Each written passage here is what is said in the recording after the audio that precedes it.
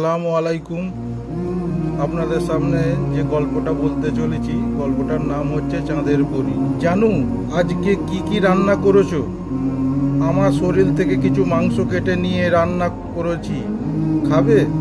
রেগে বলল, কি সব আজগইবি কথা বলো?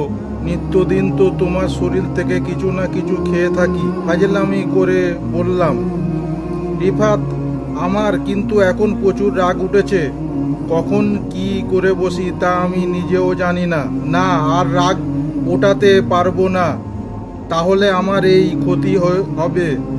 যদি আমার মাথায় আগত করে তাহলে আমার টাকা শেষ হবে। যদি বাসায় জিনিসপত্র নষ্ট করে তাহলে আমার এই টাকাও নষ্ট হবে। তার চেয়ে কেটে পড়া ভালো। কিচেন থেকে রুমে চলে আসলাম। আপনারা কিছু বোঝেন না তো? বুঝিয়ে বলছি। আসলে আজকের সেহেরি কালকে রোজা একটা চলে যাবে, তাই আমার বউ ভালোভাবে রান্না করেছে। আম্মু আর আব্বু রুমে বসে আছে। রান্না করার সময় আমাকে রাগী নিয়েও সাথে থাকতে বলেছিল। অর্থ রাগিনীকে পিছন থেকে জড়িয়ে ধরতে হবে, কিন্তু আমি একটা কাজের জন্য রাগিনীর সাথে যেতে পারি না। আর কিছুক্ষণ পরে কিচেনে যেতে এই সব বাড়ি খেতে হলো। আসলে রাগিনীর আসলে নাম হলো চাঁদনি। আমার প্রেম করে বিয়ে করেছি। যখন আমার আর রাগিনীর রিলেশন শুরু হয় তখন থেকে রাগিনী আমার নামের সাথে মিলিয়ে রাগিনী রাখে। আমিও বেশ শখ তার কাণ্ড কারখানা দেখে। কেউ কি নিজের নাম চেঞ্জ করে তার বয়ফ্রেন্ডের নাম রাখে? আমি আমার জীবনে কখনো শুনি। আমাদের বিয়ে হয়েছে প্রায় 2 বছর হয়ে গেল। কখনো বড় ধরনের ঝামেলা হয় না, তবে কখনো কখনো ঝগড়া হতো। তাই দুইজনে মিটমিট করে আবার এক হয়ে যায়। অভিমান, খুনসুটি, রাগ, অনুরাগ, তার মাঝে 2 বছর চলে যায়। বেশ সুখে আছি আমরা। কি হলো রিফাত, তোকে এমন চিন্তিত লাগছে কেন? আম্মু আমার পাশে এসে কখন বসলো আমি বুঝতেও ওই না তো আম্মু, এমনি ভালো লাগছে না, সেই জন্য এমন লাগছে। আচ্ছা, তোকে তোর আব্বু ডাকছে। তারপরে আম্মুর পিছনে পিছনে আব্বুর রুমে গিয়ে দেখতে পেলাম আব্বু শুয়ে আছে। আমি গিয়ে আব্বুর পাশে বসলাম। রুমে কি করছিলে? কিছু না আব্বু, এমনি বসে আছি। বউকে কিচেনে একা রেখে তুমি রুমে কি করছিলে? চোখ বড় করে বলল, কিচেনে আমি কি করব? একবার গিয়েছিলাম, আবার গিলে কি করে আল্লাহর মাবুদ জানে। বউকে দেখা দিয়ে আসো করা। তারপরে পা টিপে টিপে নিচে নেবে দেখলাম ডাই রুমে কেউ আছে কি না। না, রাগিনী দেখা যাচ্ছে না। পা টিপে টিপে কিচেনের দিকে গিয়ে দেখি রাগিনী ঘেমে পুরো শেষ। আমি গিয়ে তার পিছনে দাঁড়ালাম। রাগিনী আমার দিকে না তাকিয়ে রান্না করতে লাগলো। আজব টারের পড়লাম। পকেট থেকে টিস্যু বের করে রাগিনীর মুখটা মুছে দিলাম। এমন সময় রাগিনী আমার হাতটাকে এমন ভাবে ধাক্কা দিচ্ছে যে আমিও পড়ে গেছি। এতে রাগিনীর কোনো পরিবর্তন দেখছি আমার কোমরে কথা বা কি বলবো পুরো ভেঙে কাইল হয়ে গেছে। ওরকম ফ্লোর থেকে উঠে কোমরটা ধরে রুমে চলে আসলাম। মনটা খারাপ হয়ে গেল। আমি ভাবলাম রাগিনী এইভাবে পালানোর কারণ কিছুটা পরিবর্তন হবে, কিন্তু না, রাগিনীর মতোই থেকে গেছে। রুমে এসে চোখের উপরে হাত দিয়ে শুয়ে আছে। খারাপ লাগছে রাগিনী এমন কাণ্ড দেখে। কেন যেন ঘুম আসছে না। সেই ভাবতে ভাবতে কখন যে ঘুমিয়ে গেছি নিজেও জানি না। ঘুম ভাঙলো নাকের ডগায়। কে যেন নাক খসছে। চোখ খুলে দেখি রাগিনী আমার নাক আর তার নাক দিয়ে ঘষছে। আমি তা দেখে মুখটা ফিরিয়ে ফেলছি। রাগিনী তার হাত দিয়ে মুখটা তার দিকে নিয়ে যাচ্ছে। আমি আবার তার কাছ থেকে মুখ সরিয়ে ফেলেছি। কি হলো, এমন করছো কেন রাগিনী? আমি কোনো কথা না বলে মুখটা ফিরিয়ে চোখ বন্ধ করে শুয়ে থাকলাম। আমার কিন্তু এখন রাগ হচ্ছে, রাগ করার কথা আমার। আর এই দিকে মশাই রাগ করে বসে আছে। আমি সব জানি তো আমার রাগ ভাঙা পড়বে, তাই তো তুমি উল্টো আমার উপর রাগ করে আছো। জানি এখানে থাকলে রাগিনী বক বক করবে, তাই শোয়া থেকে উঠে বাথরুমে গিয়ে ফ্রেশ হচ্ছি। শালা কোথায় বের হতে পারছি না। সারা পৃথিবী এখন লকডাউন, সারাক্ষণ বইয়ের আশেপাশে থাকতে হবে। কেন যে আল্লাহ তাআলা এমন একটা মহামারী রোগ পৃথিবীতে দিয়েছে। আপনারা সবাই সাবধান থাকবেন। বাসা থেকে বের হব না জানি বলতে 1 বছর লেট হয়ে গেছি। কি করব, আমি তো লেট বাবু, তাই বলতে লেট হয়ে গেছে। জানি এখন আর কাউকে বের হতে হবে না, রোজা ধরে সবাই ঘুম দেবে হি হি করে। টপিকটা বলা হতো না গল্পের আসলে, তাই বলে দিলাম হি হি হি। কারণ আমাকে সতর্ক করার কথা ছিল, আগার আমি আপনাদের সতর্ক করছি। কেমন একটা মাইনকার চিপায় পড়ে গেছি জানি না। গল্পে আসা যাক। বাথরুমে থেকে বের হয়ে তো আমি অবাক হয়ে গেছি, চলবে। বাথরুম থেকে বের হয়ে তো আমি অবাক হয়ে গেছি। দেখতে পেলাম রাগিনীর কান্না করছে পড়ে বসে বসে। রাগিনীর কান্না করতে দেখে আমার মনটা খারাপ হয়ে গেল। এটা আমি কি করলাম? আজকে মেয়েরা রোজা রাখবে আর আমি প্রথম দিনে কাঁদিয়ে ছাড়লাম। ছি রিফাত, তুই এতটা খারাপ? নিজেই নিজেকে বললাম। দৌড়ে গিয়ে রাগিনীর সামনে হাঁটু গেড়ে বসে তার মুখে হাত দিয়ে চোখে পানি মুছে দিয়ে, এই কি জানি তুমি কান্না করছো কেন? চোখের পানি মুছে দিয়ে বললাম। চুপ করে কান্না করে যাচ্ছে, মুখে কোনো কথা নেই। এই দেখো আমিও কিন্তু কান্না করে দেব বলে দিলাম। মুখ কালো করে বললাম, তুমি অনেক খারাপ, আমাকে একটু বোঝাও না। আমাকে বুকে ঘুষি মেরে বলল, হ্যাঁ জানি রিফাত নামের ছেলেটা না অনেক খারাপ, শুনে বউকে কষ্ট দেয়। আর আমি দেখো আমার বউকে কত কষ্ট দিয়ে। বুকে শক্ত করে জড়িয়ে ধরে বললাম।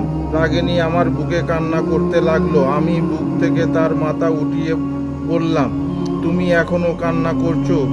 বলছি না, আমিও কান্না করে দেব। চোখের পানি মুছে দিয়ে বললাম। তারপরে রাগে বাথরুমে নিয়ে গিয়ে ফ্রেশ করে বের করলাম। বেটে শুয়ে দিয়ে বললাম, জানু একটু আদর করি না? না, এখন কোনো দুষ্টুমি হবে না। কালকে থেকে তো দুষ্টুমি করতে পারবো না। না একদম না, নিচে এরা আসছে, যাও তার সাথে কিছুক্ষণ গল্প করে আসো। শালিকা আসছে, এত লাফাতে হবে না। তার দিকে চোখ দিলে অন্ধ করে বাসায় বসিয়ে রাখবো। 2 আঙুল দেখিয়ে বলল, তুমি এমনটা করতে পারবে? না, অন্য কারো উপরে টাইট থাকলেও তোমার উপর থাকবো না। মিনমিন করে বললাম। কিছু বললে? না কিছু না। তারপরে রাগিনী কপালে একটা পাপ্পি দিয়ে নিচে চলে আসলাম। দোলা ভাই বলে শালিকে আমাকে দেখে দৌড়ে এসে জড়িয়ে ধরল সোফায়। আরও কয়েকজনকে দেখতে পেলাম, মনে হয় তারা বান্ধবী। দোলা ভাই, তোমাকে কি আমার কথা একবারও মনে পড়ে না? সেই কি বলতে হয়, আমার একমাত্র বিশ্ব সুন্দরী, তাকে কি ভোলা যায়? দোলা ভাই লজ্জা পেয়ে, মাই ডিয়ার দ্বিতীয় ওয়াইফ, আপনি কেন আসছো? কেন? কোনো কারণ ছাড়া কি আসতে পারি না আমি আমার স্বামীর বাসায়? তা অবশ্যই পারো, কিন্তু স্বামীকে তো বলে আসতে হবে। স্বামী যদি তার প্রথম স্ত্রীর সাথে রোমান্স করে, তখন যদি দ্বিতীয় স্ত্রী চলে আসে তাহলে ছাড়া মোবাইল হয়ে যাবে, সব কিছু অন্ধ দেখা যাবে। তাতেই সমস্যা কি? দ্বিতীয় স্ত্রীও জয়েন্ট হয়ে হি হি করে আমাদের কথা শুনে ইয়ার বান্ধবীরা ষাঁড়ের মতো হাসতে লাগলো। দুলা ভাই, আমার শপিং করতে হবে, কয়েকদিন পরে ঈদ চলে আসবে। তো 1 মাস আছে। আমি আমার একমাত্র শালিকে নিয়ে যা দিয়ে কাকে নিয়ে দেব? আমরাও তো আপনার শালি, আমাদেরও তো শপিং করতে হবে। সোফা থেকে তার এক বান্ধবী বলে উঠল, এই দুলা ভাই টাকা দিকে নজর দেবে না, তাহলে খবর আছে বলে দিলাম। রাগ দেখিয়ে বলল এরা, সব বুঝি, তোরা খাবি আর আমরা মুখ ফুলিয়ে বসে থাকি। আরেকজন বলল, আমার স্বামী, আমি খাবো না তো কে খাবে। একবার দুলাভাই, আরেক ভাই স্বামী, কিছু তো বুঝতে পারছি না। তোকে এত কিছু বুঝতে হবে না। দিকে চোখ পড়তে দেখতে পেলাম রাগিনী এই দিকে আসছে। দেখে বেশ সুন্দর লাগছে, নীল রঙের একটা শাড়ি পরেছে। কে রে আপু, আজকে মনে হয় কোথাও যাবি? এরা বেশি পেকেছিস তাই না? কান ধরে বলল, আপু ব্যথা পাচ্ছি তো। কথা বলার সময় মনে ছিল না যে কান মলাই খাবি কি না? সে কি দুলাভাই, আপনার স্ত্রীকে কেউ মারধর করেছে আর আপনি চুপচাপ দাঁড়িয়ে আছেন? এরা এক বান্ধবী বলল, না, এদের দুজনের মাঝে আমি নেই। একটু আগে যা হাল করেছে না আমার, আমি সারা জীবন ভুলতেও পারবো না। মেয়েটার দিকে তাকিয়ে মুচকি হাসলাম। মেয়েটি আমার হাসি দেখে তারপরে মেয়েটা সোফায় বসে পড়লো। আমি দাঁড়িয়ে দাঁড়িয়ে দুই বোনের খুনসুটি দেখছিলাম। এরা এখনো নিজেকে রাগিনীর কাছ থেকে ছাড়াতে পারে না। দুই বোন যখন এক হয় তখন কিছু না কিছু করবে, এটাই দুই বোনের কাজ। বেশ কিছুক্ষণ পরে রাগিনী ইরাকে ছেড়ে দিল। এইবারের মতো ছেড়ে দিলাম। আর হ্যাঁ, আমার স্বামী আর কখনো তোর স্বামী মনে করবি না। আইছে রে আমার সতীন, ভেঞ্চি কেটে বলল, আবার খাবি বলে দিলাম। তাহলে তুই আমার স্বামীকে নিয়ে টানাটানি করছিস কেন? আচ্ছা, তুই কিসের জন্যে আসছিস ওটা বলে চলে যা। আমার কাজ আমি করেছি, আমি চলে যাব কি যাব না ওটা শুধু আমার উপরে। তোমার দুই বোন কি ঝগড়া করবে? এরা তুমি গিয়ে আম্মু আব্বুর সাথে দেখা করে আসো, আমরা একটু আসছি। তোমরা কোথায় যাবে? চোখ বড় করে বলল, বাপরে, এইভাবে থাকা কি আছে? আমি কিছু জানি না, তোমার আব্বুকে জিজ্ঞাসা করো। বাইরে চলে আসলাম তাড়াতাড়ি। কিছুক্ষণ পরে দেখতে পেলাম রাগিনীর বের হয়ে আসছে। আমার পাশে এসে বলল, চলো। কোথায় যাব? রাগিনী উত্তর শুনে তো আমি রাগিনীর উত্তর শুনে তো অবাক হয়ে গেছি। আজকে তুমি আর আমি সারাদিন ঘুরবো। আমাকে জড়িয়ে ধরে বলল, কিন্তু কেন? তোমরা তো বাসায় অনেক কাজ আছে, তাহলে ঘুরতে যাবে কেন?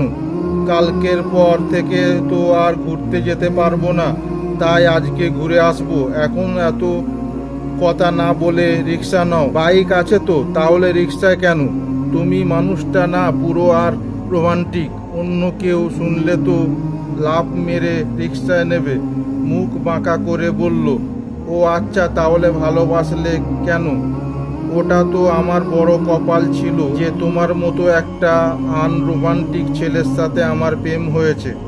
থাক, আর বলতে হবে না। জানি তো এ কথাগুলো কেন বলছো। অভিমানী কণ্ঠে বললাম, বুঝলে এখন রিক্সা নাও। তারপরে কি মহারানীকে নিয়ে ঘুরতে বের হলাম। রিক্সায় আমার হাতটা খুব শক্ত করে ধরে আছে। সারা রাস্তায় আমাকে জ্বালাতন করছে। ফুচকা খাবো, আইসক্রিম খাবো, একটা খাবো, ওটা খাবো, কোনোটাই ঝালাপালা করে ফেলছে। শপিং মহলে গিয়ে তো দোকানওয়ালার সাথে লাগিয়ে দিল ঝগড়ায়। একটা কাপড় নিয়ে রাগিনী বলছে কাপড়টা এত টাকা কেন, কিন্তু দোকানদার বলছে তার চেয়েও দুগুণ। তারপরে অনেক কষ্টে রাগিনীকে নিয়ে চলে আসলাম। যা শপিং করেছিল তাই নিয়ে চলে আসলাম। এখনো নাকের ডগায় রাগ নিয়ে ফুলছে। বুঝি না মেয়েটা হঠাৎ কীভাবে রাগ চলে আসে। শক্ত করে জড়িয়ে ধরে আসি যে নিজেকে ছাড়াতে না পারি। সালালে তো আজকের আমি শেষ, এই সেই বলতে লাগলো। আমি চুপ করে রাগিনীর কথা শুনে চুপচাপ হেসে যাচ্ছি। শব্দ করে হাসলে তো আমি শেষ। দোকানওয়ালার মাইলগুলো আমার উপরে পড়বে। জানি এখন রেস্টুরেন্ট কিনে কোনো লাভ নেই। রাগিনীকে কিছু খাবে না। বাসায় নিয়ে আসলাম। বাসায় ঢুকতে আম্মু বলল, কি হয়েছে? আমি কিছু একটা বলে রুমে চলে আসলাম। রাগিনীকে রুমে শুয়ে দিয়ে আমি বাথরুম ঢুকে পড়লাম। বাথরুমে থেকে বের হয়ে অবাক হয়ে গেলাম, রাগিনী বেডে নেই। হঠাৎ কোথায় চলে গেল? সারা বাসা তন্ন তন্ন করে ফেলেছি, কিন্তু কোথাও খুঁজে পাই না। হঠাৎ মনে হলো আমি তো ছাদে দেখি না। ছাদে গিয়ে দেখি রাগিনী রেলিংয়ে ধরে সামনের দিকে ঝুঁকে দাঁড়িয়ে আছে। আমি গিয়ে রাগিনীকে পিছন থেকে জড়িয়ে ধরলাম। তাতে রাগিনী কোনো পরিবর্তন নেই। আমি রাগিনীকে আমার দিকে ফিরিয়ে নিয়ে বললাম, কি হয়েছে জানু, মন খারাপ নাকি? তোমার জন্য ওই ছেলেটাকে মারতে পারি না। রাগ দেখিয়ে বলল, যদি তোমার কিছু হয়ে যেত তাহলে আমাকে কে শাসন বা কেন ওই সব খারাপ ছেলের সাথে ঝগড়া করতে যাব? তারাও তো কোনো পরিবারের দায়িত্ব পালন করছে। অতথায় তাকে মেরে কি হবে? তার চেয়ে ভুলে যাওয়া ওই সব কথা। কপালে পাপ্পি দিয়ে বললাম, সালারে অনেককে মারতে মন চাইছে জানু, ওই সব ভুলে যাও। রাগিনী আমাকে জড়িয়ে ধরলো।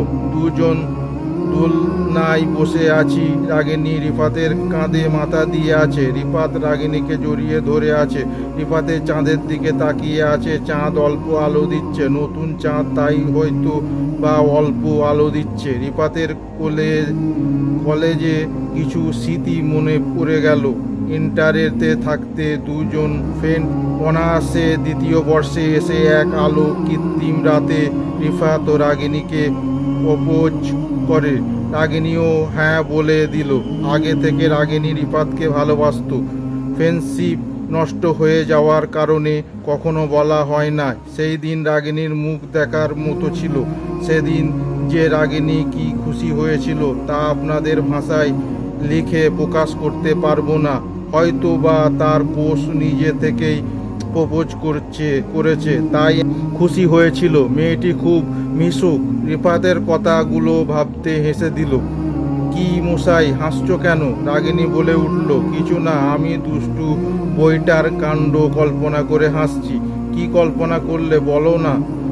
আরে ওই সব না শুনলে ভালো হবে না। আমি শুনবো, মুখ ফুলিয়ে বলল। আচ্ছা ঠিক আছে বলছি, আমাদের কলেজের লাইফের কথা কল্পনা করে হাসছি। কি কল্পনা করলে?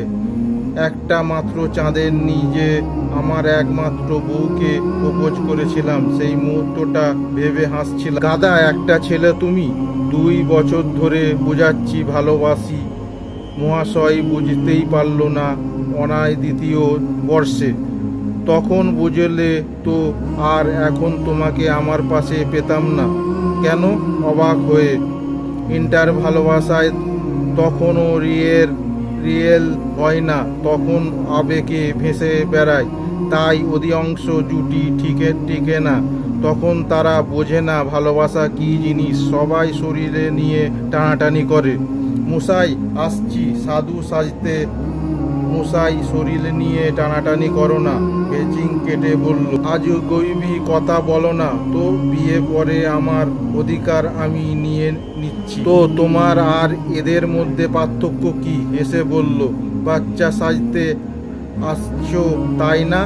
আমার ইসলামীয় বিধানের স্বামী স্ত্রী, আর ওরা হচ্ছে পাপ কত স্বামী ও স্ত্রী, বুঝলেন তো? তাহলে তুমি কেন প্রেম করলে? আমি প্রেম করেছি আমার বউয়ের সাথে। কেউ যেন লাইন মারতে না পারে। হয়েছে, আর ব্যা করতে হবে না। সেদিন রাতে সবাই ঘুমিয়ে গেছি। হঠাৎ রিফাতের মধ্যে রাতে অনুভব করলো কে যেন ডাকছে, এই ওটো সেহরি খাওয়ার জন্য। চোখ খুলে দেখি রাগিনী ডাকছে। ঘুম ঘুম চোখে বললাম, কি হয়েছে? আমি কিন্তু পানি নিয়ে আসবো। হাত টানতে টানতে বলল, উঠছি তো, এমন করছো কেন? তোমার আজাই বা ঘুম আমার একদম দেখতে মন চায় না। এখন তো আমার ঘুরে উপরে পড়ে থাকবে। বলতে বলতে উঠে গেলাম। মোবাইলটা নিয়ে তো আমি অবাক হয়ে গেছি। এখন তো তুমি আমাকে 2টা বাজে কেন ডাকলে? আমি একা একা এখানে মরবো আর আপনি মশাই আরাম করে ঘুমাবে? তা তো মেনে নেওয়া যায় না। আমার মনে হয় পৃথিবী আমি একমাত্র ছেলে যে তোমার মতো একটা বউ পাইছি। তাহলে শুকিয়ে পড়ো এখন, আর কোনো কথা না বলে ফ্রেশ হয়ে নাও। কি আর করার, বাথরুমে গিয়ে ফ্রেশ হয়ে বাইরে আসলাম। তারপরে রাগিনী আমার হাত ধরে বাইরে টেনে নিয়ে যাচ্ছে। রাগিনীকে, কি করছো? আমি কিছু বুঝতে পারছি না। কোনো কথা না বলে চাঁদের দিকে নিয়ে যাচ্ছে। আমিও চুপচাপ রাগিনীর পিছু পিছু যেতে লাগলাম। রাগিনী আমাকে নিয়ে গিয়ে দোলনায় বসিয়ে দিলাম। রাগিনী আমার কোলে বসলো। তোমার কি খুব কষ্ট হচ্ছে? বলছো? এইগুলো আমার কষ্ট হবে কেন? তোমাকে এত তাড়াতাড়ি ডেকে দিয়েছি সেই জন্য। সেইরি খাওয়া তো আরও অনেক সময় আছে না? তোমার সাথে থাকলে ঘুমের চেয়ে অনেক ভালো লাগবে। হঠাৎ রাগিনীর কোনো ফোন শব্দ করে উঠল। অর্থ কেউ ফোন দিয়েছে। মনে হয় রাগিনীর পরিবার থেকে কেউ দিয়েছে। দেখে কে ফোন দিয়েছে। কে আর দেবে? মনে হয় ফাজিল বান্ধবীগুলো দিয়েছে। ফোন তুলতে তুলতে বলল, হ্যাঁ বলেছিলাম না বান্ধবী দেবে। স্পিকার অন করে দাও। নীলা দিয়ে দেখি কে বলে। রাগিনীও স্পিকার অন করে দিল। দোস্ত, তোর জামাই এমন কিপটা কেন? নীলা, ওই ছাগলের বাচ্চা, কি বলছিস? মুহূর্তেই রেগে গেল। আরে দোস্ত, রাগিস কেন? আগে তো পুরো কথাটা শোন। তোর জামাই 19 তারিখে পয়দা দিবস, আর হালার কিপ্টে 29 তারিখে তো কেউ পার্টি খেতে পারবো না। নীলার কথা শুনে তো আমি অবাক হয়ে রাগিনীর দিকে তাকালাম। আমার বার্থডে আমার মনে নেই, আর রাগিনীর বান্ধবীর মনে আছে কেমনে কি?